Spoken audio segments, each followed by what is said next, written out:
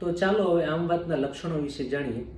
એમાં પહેલું લક્ષણ એ છે કે આમ વાતવાળા દર્દીને વીછીના ડંખ જેવી વેદના થતી હોય છે. બીજું લક્ષણ એ છે કે આમ વાતવાળા દર્દીને મોર્નિંગ સ્ટીફનેસ એટલે કે સવારના સમયે શરીરના સાંધાઓમાં જકડાહટ જોવા મળે છે. તેમજ ત્રીજું લક્ષણ એ છે કે આમ વાતવાળા દર્દીને ભૂખ લાગતી નથી તેમજ તેમનું વજન વધતું નથી. જો આ ટાઈપની તકલીફ લાંબો સમય સુધી રહે તો સ્પિન્ડલ શેપ ફિંગર, અલ્નાર ડેવિએશન, ઝેર ડિફોર્મિટી, સ્વાન નેક ડિફોર્મિટી તેમજ બોટેનિયર ડિફોર્મિટી જેવા સાંધાઓના આકાર થવાની સંભાવના રહે છે.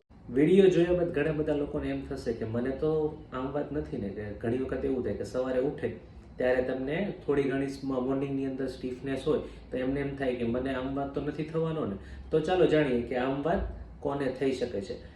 જો તમને સવારે 1 કલાકથી વધારે તેમજ 6 અઠવાડિયાથી વધારે શરીરની અંદર જકડાહટ જોવા મળે તો